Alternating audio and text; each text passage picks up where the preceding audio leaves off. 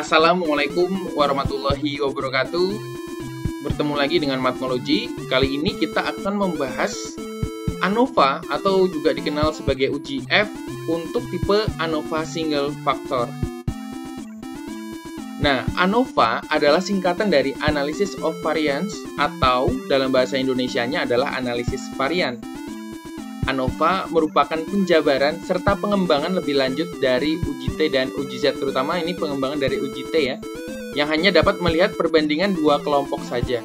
Sedangkan ANOVA dapat melihat perbandingan lebih dari dua kelompok. Jadi kalau kita perhatikan pada uji T dan uji Z yang sudah kita pelajari, kita hanya membandingkan dua buah kelompok. Nah, kalau lebih dari itu, berarti kita akan menggunakan ANOVA. ANOVA merupakan bagian dari metode analisis statistika yang tergolong analisis komparatif atau perbandingan lebih dari dua rata-rata. Jadi minimal 3 kelompok atau lebih nggak apa-apa. Statistika hitung yang digunakan dalam ANOVA adalah uji F. Makanya ANOVA kadang-kadang dikenal juga dengan nama uji F.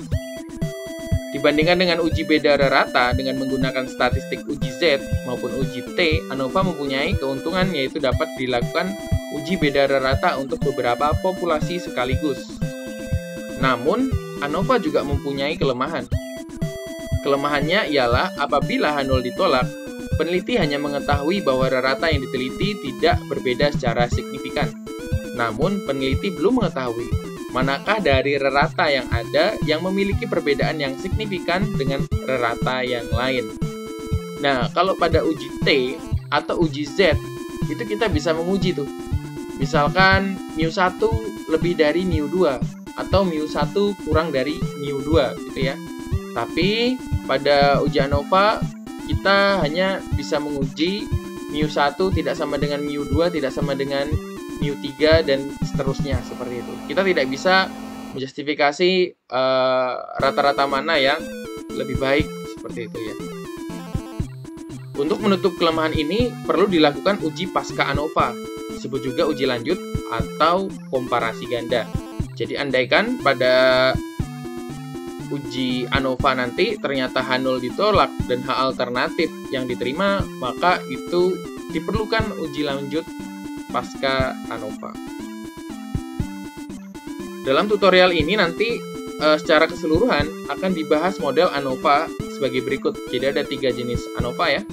Yang pertama adalah ANOVA single factor, yaitu model ANOVA yang hanya terdiri dari satu faktor.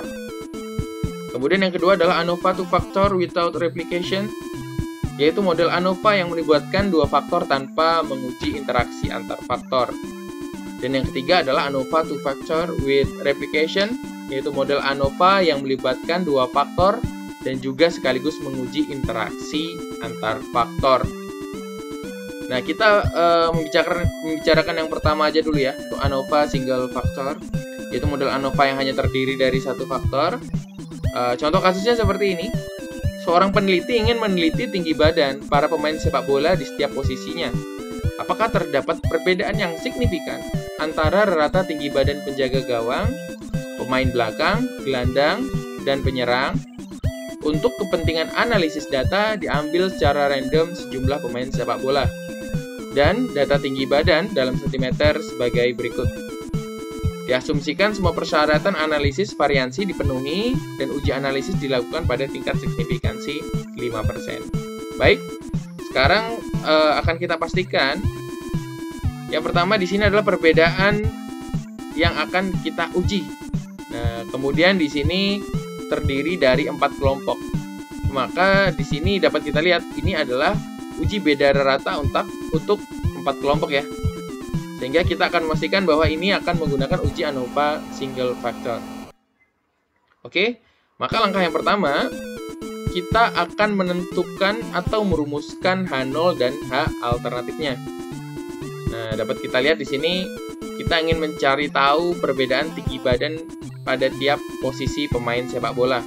Jadi kita misalkan dulu nih, ada μ1 yaitu rata tinggi badan penjaga gawang, μ2 rata tinggi badan pemain belakang, μ3 rata tinggi badan gelandang, dan μ4 adalah rata tinggi badan penyerang. Nah, untuk H0-nya itu untuk ANOVA itu selalu seperti ini ya. Mu1 sama dengan Mu2, sama dengan Mu3, sama dengan Mu4, tergantung dari Mu yang ada. Yang berbunyi tidak terdapat perbedaan yang signifikan antara tinggi badan penjaga gawang, pemain belakang, gelandang, dan penyerang. Untuk H alternatifnya, itu berarti paling sedikit ada 2 rata yang tidak sama. Bisa Mu1 dengan Mu2, itu paling sedikit ya. Sangat banyak sekali kemungkinannya.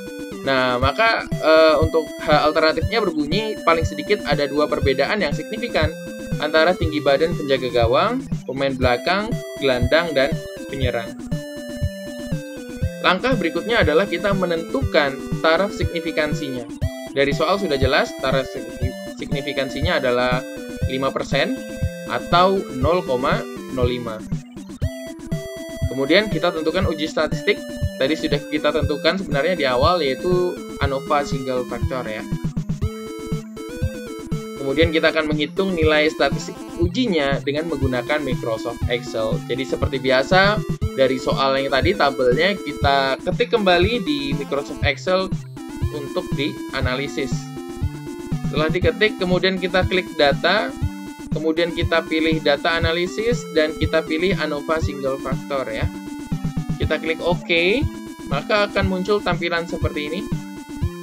Nah, kita input datanya, yaitu kita blok aja semua dari tabel yang sudah kita ketik tadi, kemudian kita input.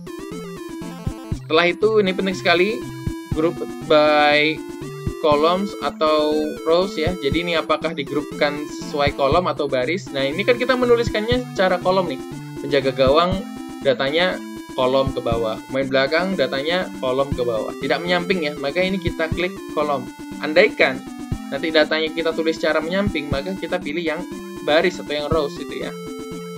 Kemudian kita klik labels in first row, kemudian alfanya kita pastikan sesuai dengan penelitian, yaitu 0,05. Maka selanjutnya kita tinggal OK, dan muncul hasil analisisnya seperti ini. Dari hasil analisis ini, nah nanti kita bisa melihat jumlah responden pada masing-masing variabel. Itu dapat dilihat pada kolom count ya. Kemudian kita juga bisa melihat tinggi badan total masing-masing variabel, dapat dilihat pada kolom sum ya. Kemudian tinggi badan rata-rata masing-masing variabel dapat dilihat pada kolom average.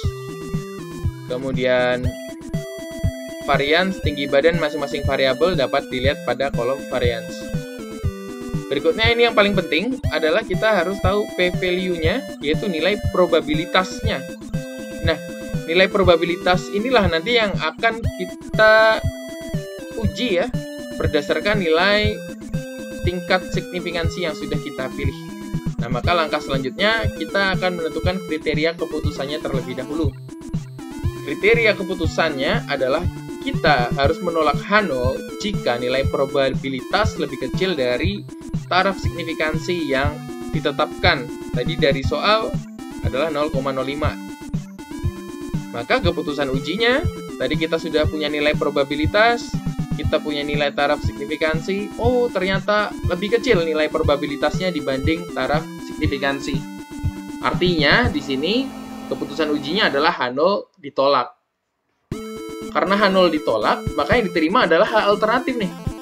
Maka yang kita ambil ini adalah yang ini kesimpulannya. Paling sedikit ada 2 perbedaan yang signifikan antara tinggi badan penjaga gawang, pemain belakang, gelandang, dan penyerang.